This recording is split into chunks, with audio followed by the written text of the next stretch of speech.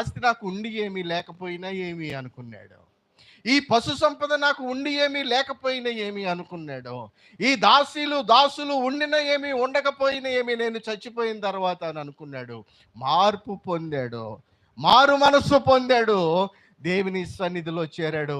దేవా, నన్ను దీవించు వరకు నేను నిన్ను వదిలిపెట్ట అన్నాడు.